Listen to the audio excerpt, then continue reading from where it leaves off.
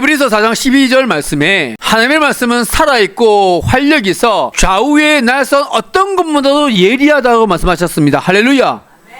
좌우에 어떤 날보다 나서다. 보통 가정에서나 우리가 쓰고 있는 칼은 양쪽에 날이 선 것이 아니라 한쪽만 날이 섰잖아요. 그죠? 그런데 하나님의 말씀은 좌우에 날이 섰대요. 그래서 사람들은 어떻게 말하느냐, 양날선 검과 같은 하나님의 말씀이라고 이야기합니다. 이 이야기에 대해서 동의를 하는데요. 그게 뭐냐, 제가 매주마다 경험을 합니다. 무슨 말이냐, 같은 말씀이에요. 그리고 이 같은 지대교회 본당에서 여러분들 같은 성도님들이 같이 이 분위기 속에서 같이 듣고 있는데, 누구는 은혜를 받아요, 누구는 엄청나게 은혜를 받습니다. 그런데 혹자는 말씀이 들어오지 않아.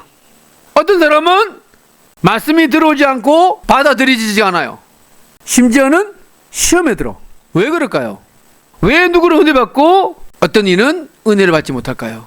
저는 그 이유가 말씀이 양날선 검과 같기 때문에 그렇다고 저는 생각합니다.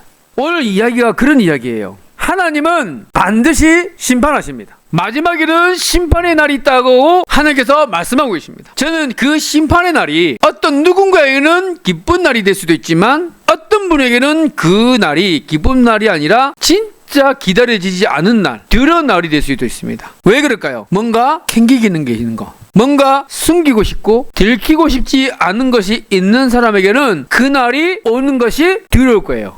그 날이 오는 것이 두려울 겁니다. 그런 의미에서 밟을 때 나의 이름, 나 밟을 때 나의 이름, 나 밟을 때 나의 이름, 부를 때에 잔치 참여하겠네.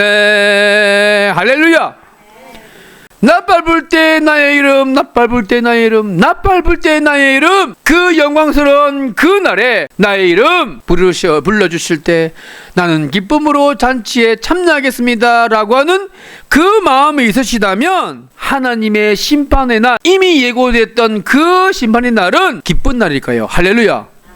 그렇지만 뭔가 캥기는 게 있고 거짓말하고 자기 이익만 구하고 옳지 않은 일을 하면서 하루하루 요령피는 삶을 살다가 가는 사람들은 그 심판의 날이 별로 달갑지가 않을 것입니다. 그럼에도 불구하고 지금 시간이 힘들고 어려워도, 때로는 손해보는 것 같고 때로는 억울해도 심판의 날 참된 의로운 재판장 되신 그 하나님께서 심판하시는 그날이 있다는 것은 내가 조금 손해보더라도, 내가 조금 뭔가 불편하더라도, 뭔가 내 인생이 구질구질한 것 같고 뭔가 그렇게 주름 잡히는 그런 인생, 굴곡 있는 인생인 것 같이 보여도 예수님 때문에, 하나님 때문에, 그럼에도 불구하고 마지막 날이 있다는 것, 하나님이 다 아신다, 너의 슬픔과 너의 아픔을 다 안다, 너의 고통을 안다 라고 그 알아주시는 하나님께서 마지막 날 심판하시다 라고 하는 그 메시지가 굉장히 희망이고 소망이고 기다려지는 날일 줄로 믿습니다.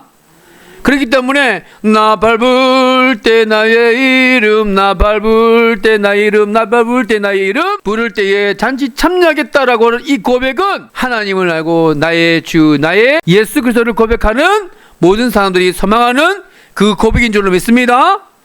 이것들을 증언하시는 이가 예수님이 반드시 오신다는 것, 마지막 날에 내가 진실로 내가 너에게 섞여오리라 라고 말씀하시는 하나님, 말씀하신 것을 반드시 지키시는 하나님, 그 하나님께서 그 말씀을 하니까 아멘 주 예수여 오시옵소서, 마라나타요, 마라나타. 아멘 주 예수여 오시옵소서, 아멘 주 예수여 우리 가정에 오시옵소서, 아멘 주 예수여 우리 교회에 와 주시옵소서, 아멘 주 예수여 우리 영혼에, 우리의 가정에, 우리의 교회에, 우리의 사업장에, 우리 대한민국에 와 주시옵소서. 할렐루야.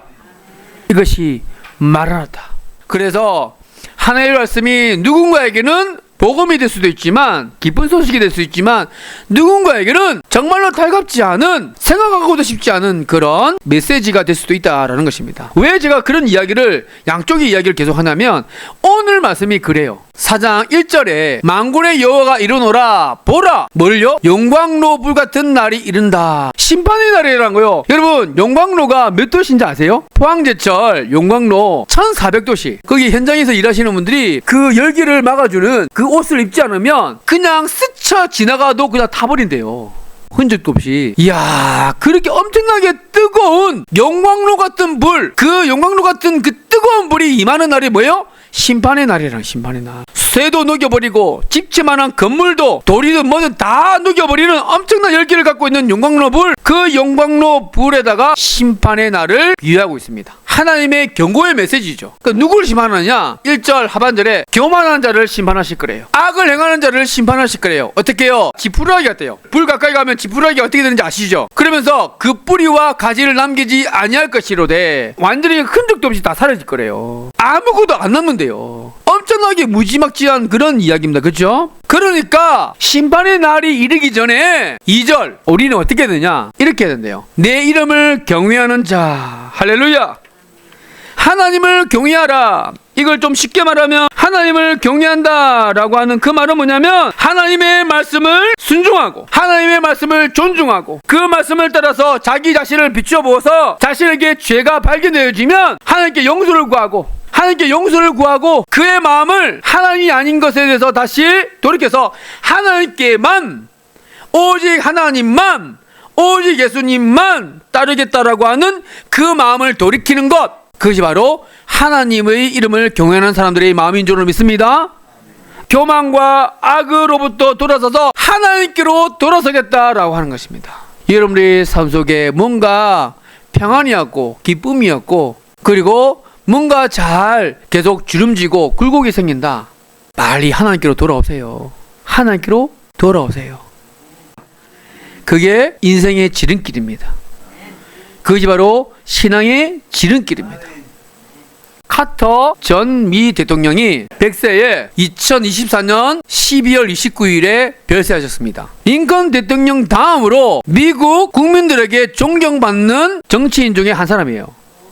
대단한 사람입니다. 엄청나게 오래전에 대통령을 하셨었던 분이죠. 임기를 마치고 난 다음에 진짜 아름다운 행보를 하셨어요. 해비타트라고 해서 집이 없고 하는 사람들을 집을 지어주고, 정말 유명한 에피소드가 뭐냐면 주일날에 조지아주에 있는 작은 시골교회에 나는 하나님으로부터 받은 대통령보다 더 중요한 일이 있다. 교회학교 교사예요.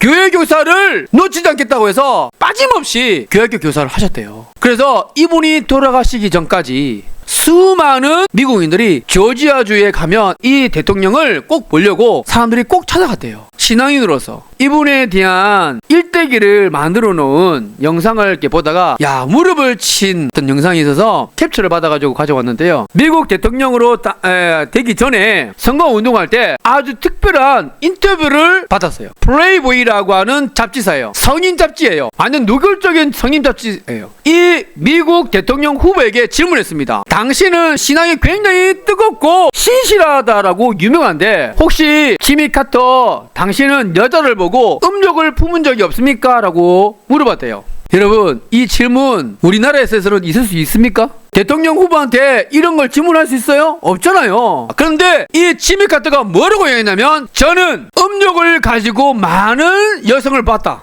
내가 강간이든, 죄송합니다 이런 말을 표현해서, 강간이든 이런 어떤 범죄로 이어지는 어떤 그런 범죄를 하지는 않았지만 내 마음에는 여성을 보고 음욕을 품었었다. 대통령 후보가. 그리고 저는 마음속으로 여러 번 간통을 저질렀습니다. 마음으로는.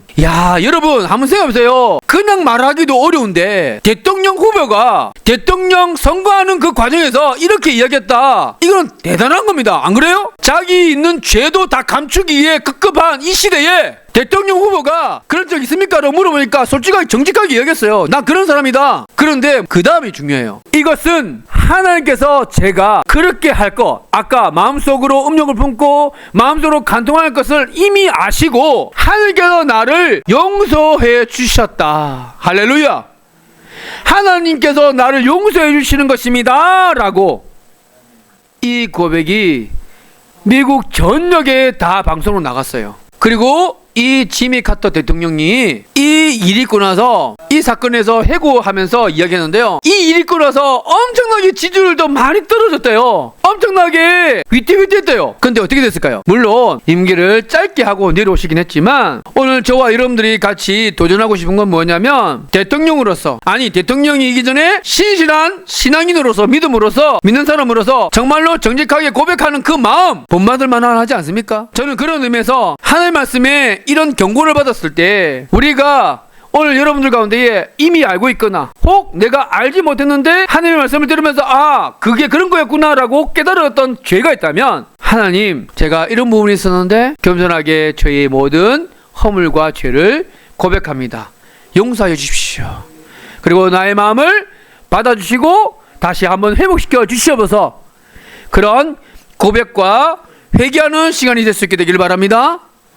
오늘 하나님께서 이 말라기서를 통해서 이스라엘 백성들이 회개할 것들이 있다고 말씀하십니다. 그게 뭐냐면 니들이 하나님의 것을 도둑질했다는 거예요. 이스라엘 사람들이 하나님의 것을 도둑질했다. 한번 확인해 볼까요? 사람이 어찌 하나님의 것을 도둑질하겠느냐? 그러나 너희는 나의 것을 도둑질하고도 말하기를 우리가 어떻게 주의 것을 도둑질하였습니까? 라고 말하더라고요. 이것은 곧 11조와 봉헌, 헌금이라고 말씀하십니다. 너희 곧 온 나라가 나의 것을 도둑질하였으므로 하나님의 것을 훔쳤다는 거예요. 여기에 부담되시는 분도 있을지 모르겠습니다. 그런데 11조는 10분의 1이라기보다는 하나님께서 나에게 주신 모든 것에 대한 우리 신앙의 고백입니다. 재정, 건강, 그리고 나의 모든 지혜, 그의 이 모든 것이 누구로부터 왔다는 것에 대한 우리의 신앙의 고백이에요. 하나님이 돈이 없어서 하나님이 여러분에게 돈을 달라고 그러시겠습니까? 그렇지 않잖아요. 모든 것이 다 하나님의 것인데, 다 하나님께 만드신 이 모든 것이 다 하나님의 것인데, 그러면 그러고 하나님께서 11조를 내라고 말씀하신 것은 무엇일까요? 여호와께서 이르시되 내가 너희를 사랑하였다라고 했는데 너희는 주께서 어떻게 우리를 사랑하셨습니까? 라고 얘기했네요. 하나님께서는 내가 너희를 사랑했다라고 말씀하시니까 하나님이 언제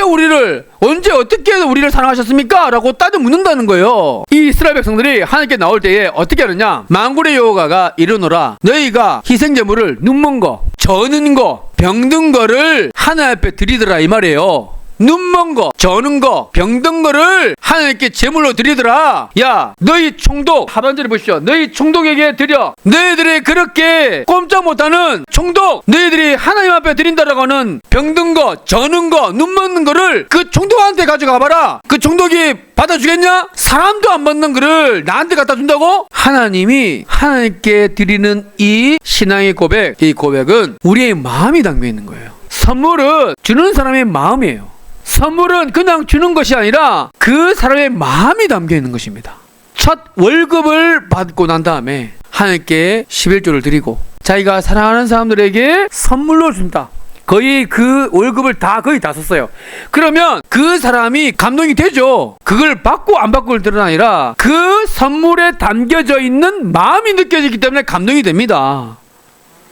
하나님이 액수를 말하는 것이 아니라 거기에 담겨 있는 온 마음과 전심을 다해서 가장 좋은 것, 가장 최고의 것을 하나님께 드리고 싶어하는 그 마음, 아낌없이 드리고 싶은 마음, 그 마음을 지금 11조와 헌금에 대해서 말씀하고 계신 거예요. 하나님은 언제 우리에게 그렇게 주셨습니까? 아낌없이 주셨습니까? 이야기할 수 있어요. 그런데 자기 아들을 아끼지 않냐시고 우리 모든 사람을 위하여 내주시니가 어찌 그 아들과 함께 모든 것을 우리에게 주시지 않겠느냐. 할렐루야. 쉬운 성경으로 자기 아들까지도 아끼지 아니하시고 우리 모두를 위해 내어주신 분께서 그 아들과 함께 우리에게 모든 것을 은혜로 주시지 않겠느냐. 하나님이 뭐가 아쉬워서 뭐가 아까워서 그렇게 인색하게 굴겠느냐. 나는 너희들에게 최고의 것 사랑하는 독생자 아들 하나도 너희들한테 보내줬고 너희 죄값을 치르기 위해서 십자가에 죽이기까지 했다. 할렐루야. 주고 싶어서 어쩔 줄 몰라 하시는 하나님이신 줄 믿습니다. 하나님의 마음은 더 주고 싶어 야단으신 분이시네요. 오늘 이 마음이 하나님의 마음이에요. 말라기 3장 10절 말씀에 이렇게 나옵니다. 만군의 여호와 너희들아 너희의 온전한 11조를 드려라. 금액을 말하는 것이 아니라 너희의 마음을, 온전한 마음, 그 마음을 회복하면 나를 시험하라. 하나님께서 10계명에 나를 시험하지 말라고 말씀하셨어요. 하나님을 시험하는 건 죄예요. 그런데 하나님께서 노골적으로 시험해봐라. 뭐를? 너희가 그렇게 11조를 마음을 다해서 하나님을 사랑하는 그 마음을 표현하고 고백하면 내가 너희들을 하늘 문을 열고 너에게 복을 내려주는지 안 주는지를 시험해보라 말씀하시고 계세요. 이 교회에서 일부러 키운 건 아닌데 왔다 갔다 하는 고양이 한 마리 있어요. 근데 걔가 나타나서 쥐가 없어졌어요. 얘가 계속 사료만 먹는 것 같아. 그러니까 저 밥만 먹는 거, 밥만 이렇게 사료만 축내는 것 같아가지고 놀고 먹나라는 생각이 들었어요. 그런데 야, 얘가 기특한 게 갑자기 어느 날에 쥐를 물고 나타나더라고요. 나는 놀고 먹는 게 아니다. 뭐라고요? 나는 놀고 먹는 게 아니다. 쥐를 딱 입에 물고 나타났더라고요. 나는 밥값을 한다. 이야, 그 감동이 되더라고요. 그러니까 어떤 제가 이 성목사가 어떤 마음이냐? 야, 더 먹어라. 더 먹어라. 사료 아낌없이 먹어라. 그런 마음이 들어요. 제가 왜 이러냐? 마음이잖아요. 이 아이의 이 고양이 이 아이에게도 그러니까 그 마음이 느껴지는데 하물며 우리가 하나님께 그런 온전한 마음으로 순전한 마음으로 하나님 최고 오직 하나님 오직 예수님이라고 하는 그 마음이 회복되어지는 그 마음을 보시면 하나님이 아낌없이 우리에게 복을 주시지 않겠습니까? 할렐루야. 아멘. 하나님을 향한 첫사랑 오직 하나님 오직 예수님이라고 하는 이 마음이 회복되는 사람들에게 주시는 하나님의 은혜가 있는데요. 두 가지 은혜가 있습니다. 첫 번째는 보이지 않는 은혜예요. 만군의 여호와의 이르노라 보라 영광의 불 영광의 불 심판의 날이었습니다. 심판의 날이 뭐로 바뀌냐면 공의로운 해가 떠올라서 치료하는 광선을 비추리니 햇빛이 비치니까 생명이 살아나다는 거예요. 에너지를 받는다는 거예요. 불안한 것이 염려되는 것이 어두운 것이 사라지더라는 거예요. 1887년 겨울에 교사 엘리자 히빗이라고 하는 한 교사가 있었어요. 이 교사가 학생을 타이리고 있었습니다. 모두가 포기한 문제였기 때문에 히빗은 도저히 그 아이를 포기할 수가 없었어요. 그리스도의 사랑으로 그 아이를 변화시키고 싶었던 마음이 엄청 컸기 때문입니다.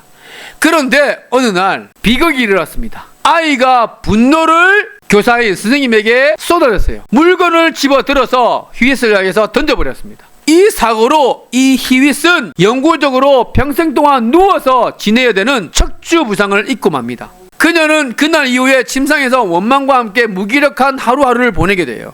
온화했던 이전과 달리 신경질적인 성격이 된 이 히윗, 어느 날 그녀는 자신의 침실을 흥얼거리면서 청소하는 청소로부를 보게 됩니다. 자신과 달리 행복해 보이는 청소를 보면서 화가 나서 히윗은 그녀에게 비아냥거리면서 저주를 퍼붓어요. 청소부 주제에 뭐가 그렇게 좋아서 흥얼거려? 재수없어. 그 말에 청소부 여인이 이렇게 말을 합니다. 하나님께서 모든 형편과 사정을 찬송으로 보낼 수 있는 힘을 주셨으니 즐거울 수밖에요. 할렐루야.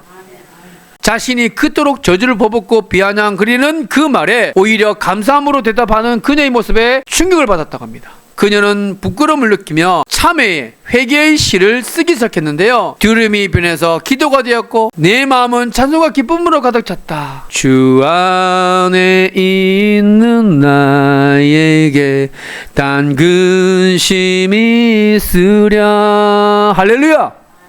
척추 부상 이후에 자기가 이 시를 쓰면서 자신에게 하나님께 주신 하나님을 고백하는 이 찬송을 쓸 수 있는 재능을 주셨다라고 하는 것을 느꼈어요. 그녀의 삶은 찬양이 됐고 우리가 지금 부르고 있는 곡이 6편이 있어요. 그 곡 중에 하나가 내 영혼의 햇빛 비치니 이 찬양이에요. 평생 동안 누워있는 그 침상에서 바깥을 보고 있는데 겨울이 지나서 나뭇가지에 새순이 올라가고 싹이 나오고 야 햇빛이 저런 일을 하는구나. 나에게도 아무 희망이 없는 나에게도 하나님이 소망을 가지시고 저렇게 햇빛을 비춰주시면서 나로 하여금 회복을 일으키시겠구나. 할렐루야. 내 영혼에 햇빛 비치니 내 영혼에 햇빛 내 영혼에 혜력이 있고 큰 소망이 넘칩니다. 주 예수 복을 주시고 떼내려 주시네. 할렐루야. 이 고백 이게 무슨 광고일까요? 햄버거 먹는 광고, 햄버거 광고 같죠? 아니에요. 저는 이 광고 보고 깜짝 놀랐어요. 마지막 메시지가 나오는데 이 메시지더라고요. 이런 운전자가 여러분의 차를 몇 대나 지나갔을까요? 교회 오다가 여러분들이 운전하고 오셨잖아요. 상대방 차가 저렇게 음식 먹는다고 운전에 소홀히 하고 졸음운전으로 소홀히 하고 하마터면 사고 날 뻔했었던 그 순간들 하나님이 여러분을 지켜주신 겁니다. 할렐루야. 내가 진짜 잘 운전한다고 해서 사고 안 나요? 아니잖아요. 나는 잘 가고 있는데 누구 와서 들이받아 버리잖아. 안 그래요? 그럼에도 불구하고 사고 나지 않고 이렇게 올 수 있었던 건 하나님이 지켜주신 거예요. 할렐루야. 하나님이 지켜주신다. 지난 금요일 날 이용기 장로님께서 그 이야기를 하시더라고요. 힘들고 어려울 때마다 늘 마음의 고향으로 와닿는 건 우리 사랑하는 아버님의 장로님의 기도가 늘 마음에 울림으로 온다고. 그러면서 마음에 와닿는 찬양이 너 근심 걱정 말아라. 왜요? 주 너를 지키시기. 어려움과 시험을 당해도 주 너를 지키리. 할렐루야. 주 너를 지키리. 아무 때나 어디서나 주 너를 지키리. 늘 지켜주시리. 할렐루야. 이것이 우리에게 보이지 않는 하나님의 손길인 줄로 믿습니다. 하나님이 여러분들과 저를 그렇게 보이지 않지만 지켜주시고 인도하시는 참 좋으신 하나님이신 줄로 믿습니다. 아멘. 두 번째, 보이지 않는 하나님뿐만 아니라 보이는 하나님이세요. 너희가 나가서 외양간에서 나온 송아지까지 뛰리라. 할렐루야. 송아지가 뛰는 게 쉽습니까? 웬만해서는 안 뛰어요. 근데 왜 뛸까요? 너무 행복해서, 너무 기뻐서 뛴다 이 말이에요. 저는 오늘 하나님의 은혜로 말미암아 하나님께서 이렇게 응답하셨다라고 하는 그 은혜로 말미암아 이렇게 뛸 수 있는 은혜가 있게 되기를 예수님으로 축복드립니다. 2022년도에 또 2024년도에 하나님께서 얼마나 큰 놀라운 은혜를 베푸셨습니까? 그럴 때마다 우리가 매주마다 하나님께서 이렇게 은혜를 베푸셨습니다. 이렇게 하나님의 은혜를 주셨습니다. 그렇게 함께 같이 예배 시간에 나누고 또 예배 끝나서도 이렇게 하나님께서 돌봐주셨습니다 라고 하는 간증이 얼마나 차고 넘쳤습니까? 저는 바라기는 2025년도에 그런 은혜가 회복될 수 있게 되길 바랍니다. 아멘. 그렇게 되면 어떤 일이 일어나냐? 3절입니다. 너희가 악인을 밟을 것이니 그들이 내가 정한 날에 너희 발바닥 밑에 재화가 되리라. 하나님의 은혜로 말미암아 7일 강선에 발해서 우리를 회복시켜 주시면, 그래서 외양간에 송아지처럼 뛰면 아이고 기뻐, 아이고 행복해. 예수님을 만나러 행복해지고 예수님과 함께함으로 행복이 더 깊어지는 그 은혜로 너무 행복해 죽겠습니다. 하나님 행복해요 라고 하면 어떤 일이 나냐? 그렇게 이렇게 뛸 때 우리의 발에 뭡니까? 마귀가, 악한 것들이 밟힌대요. 할렐루야.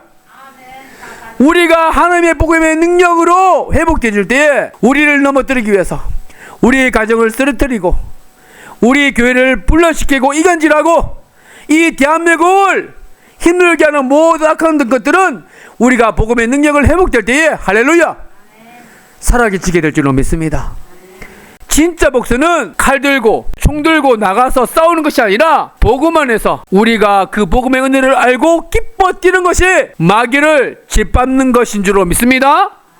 나는 우리 사는 지적교회 성들이 우리 가정과 사업장과 하시는 모든 일들 가운데 여러분들을 방해하고 여러분들이 잘 되는 것을 시기하고 질투해서 넘어뜨리려고 계획하는 모든 악한 것들은 복음의 능력으로 회복되어져서 한 길로 갔다가 7길로 도망가는 역사가 있게 되기를 예수님으로 축복드립니다. 아멘. 내가 선지자 엘리야를 너에게 보내겠다. 선지자 엘리야는 누구를 가리키냐면 바로 세례 요한을 가리킵니다. 세례 요한이 다 온 다음에 누가 오시느냐? 예수님이 오신 거예요. 주의 길을 예비하는 바로 곧 예수님이 오십니다. 그분이 오시면 회복될 것입니다. 그분이 오시면 모든 것이 다시 정상화가 될 것입니다. 할렐루야. 구원을 받을 것입니다 라고 그렇게 주님께로 신실하게 안내하는 세례 요한, 예수님 왔어요. 우리를 이 시대에 세례 요한으로 하나님께서 보내신 줄로 믿습니다. 우리 가정에, 우리 사업장에, 우리 모든 삶의 터전에 저와 여러분들을 세례 요한으로 보내십니다. 너희는 주의 길을 예비하라. 할렐루야. 다시 예수님이 오실 그의 길을 예배하라. 그렇게 될 때 어떤 일이 일어나냐? 그가 아버지의 마음을 자녀에게로 돌이키게 하고 자녀들의 마음을 그들의 아버지께로 돌이키게 하리라. 할렐루야. 왜 아버지라는 단어를 썼을까? 제가 이 말씀을 연구하면서 말씀을 준비하는데요, 어머니하고는 좀 잘 통해, 좀 이야기를 해보면. 근데 아버지하고는 잘 안 통해요. 좀 잘 안 맞아. 저만 그런 게 아니고 물어보니까 아까 일부 예배 때도 제가 우리 집사님들한테 물어보니까 아버지하고 잘 맞아요? 잘 안 맞는데, 어머니하고는 좀 잘 맞는데 이야기해보면 아버지하고는 잘 안 통한대요. 왜 이야기를 하냐? 그럼에도 불구하고 오늘 예수님이 가정에 임하시면, 예수님이 우리의 직장 가운데 임하시면, 사업장 가운데 있으면 모든 관계가 회복될 것이라고 합니다. 할렐루야. 다음 세대가 회복되어지고 가정이 회복되고 아버지의 마음을 자녀에게로, 자녀들의 마음을 그들의 아버지가 돌이키시겠다. 가정을 회복시키겠다는 말씀이십니다. 부부 관계를 회복시키시고 부모와 자녀의 관계를 회복시키시고 할렐루야. 노사의 관계를 회복시키시고 모든 관계들을 곧 하나님께서 회복시키시리라. 누가 오시면? 예수님이 오시면. 그래서 올 한 해도 주님 앞에 돌아올 수밖에 없는 이 은혜, 2024년도에도 오직 예수님이라고 하는 그 고백으로 달려왔는데 2025년도에도 여전히 오직 예수라고 하는 그 고백으로 달려가게 하시고, 그래서 오늘 말라기 4장을 통해서 약속하신 그 하나님의 약속을 받아 누리는 하나님의 주인공, 하나님의 나사렛의 역사의 주인공이 저와 이름이 될 수 있게 되기를 예수님의 이름 축복드립니다. 마지막으로 한번 외치고 끝낼까요? 자, 제가 여전히 하면 여러분들이 오직 예수라고 외쳐 주십시오. 되셨죠? 예, 여전히. 자, 손을 내밀어서, 자, 2015년도에도 여전히 할렐루야. 우리 하나님께 영광의 박수 올려드리겠습니다. 기도하겠습니다. 하나님, 참으로 감사합니다. 2025년에도 여러가지 풀어야 될 여러가지 과제도 숙제들도 있지만, 오늘 말씀을 통해서 우리의 인생의 해답은 오직 예수, 여전히 오직 예수라고 하는 그것을 함께같이 나눌 수 있도록 은혜를 주셔서 너무나 감사드립니다. 올 한해도 오직 예수님으로 인하여서 승리하는 하나님의 역사의 주인공이 될 수 있도록 인도하여 주시옵소서. 예수님의 이름으로 기도드리옵나이다. 아멘.